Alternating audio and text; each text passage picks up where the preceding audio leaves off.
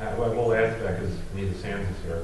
She's been doing a lot of eye tracking work, and I don't know if you looked at that issue yet about possibly people getting wrong answers because they're being drawn to certain parts of the passage more, and they're spending more time looking at that to try and get the answer and getting Yeah, it was one of the things we're misconceptions. exploring with our tracking, to see how they are going about solving it, the expected way we would think they do and how they do it.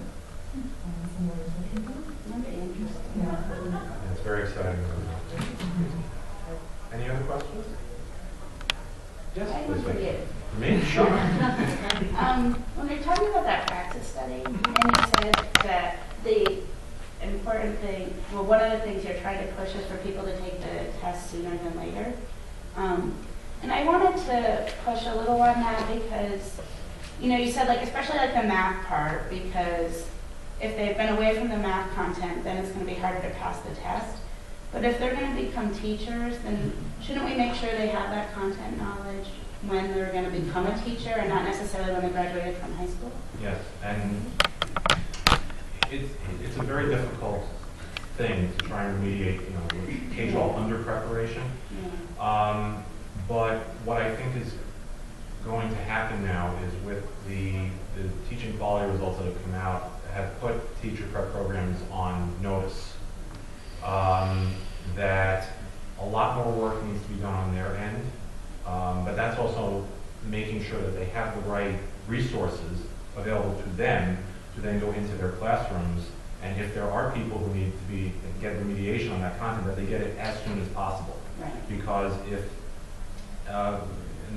in general practice, some schools will use it as admissions requirements, some will use it as exit requirements, but ultimately you're still trying to get licensed for certainly secondary licensure. You're trying to get licensed to teach that subject, or elementary ed, for example, in a particular state. So if it's one of those things where, yeah, ideally you would want to address it earlier, and I think that's why with the Prepare project, we want to get into the high schools and making sure that if there are 9th and 10th graders who are already showing interest, because there's that organization, maybe familiar with Future Educators in America, they do have a network in a lot of high schools, which I didn't even know about until about 6 months ago. So that's probably, again, it's not going to solve everything, but you know, just providing the resources earlier is where I think a lot of the work needs to be done. So you're thinking about more like assessing kind of the state of things, so that you know if you're not passing soon, if you know you're not going to be able to pass, if you can't pass it now, then you better be working on it to make sure they're ready when they're done. Right. Not like get them to pass it when they think that the probability of passing is high. Well, and then let them forget all the math before. There's actually a confounding piece of discussion here, which is about general career interests. I mean, people, because we see this a lot in our data too, we get people who come back from other careers and they want to teach, or they may not be sure what they really want to do, and they come back, they come to teaching, like, oh, I can do that.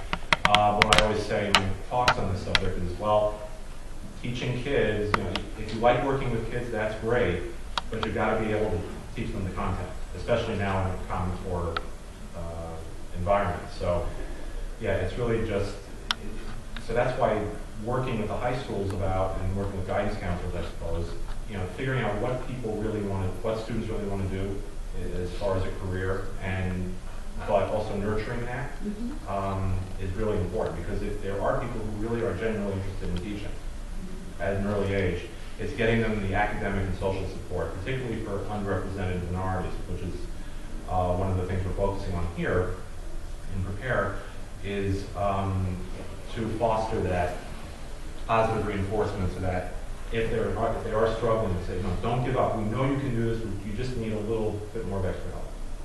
That's best we can do. Yes? The other thing I want to add to that is that not everyone that wants to work in the school system is going to be a teacher. So in Connecticut, I know that if you want to be a school social worker, you have to take the praxis. So for social workers, math is not a lot of times the biggest strength. So that would be a good idea to take it either right after high school or right after college, because if you're interested in being a high school counselor or a high school social worker or whatever, you have to take the praxis one anyway. Okay. So that's a great point, thank you.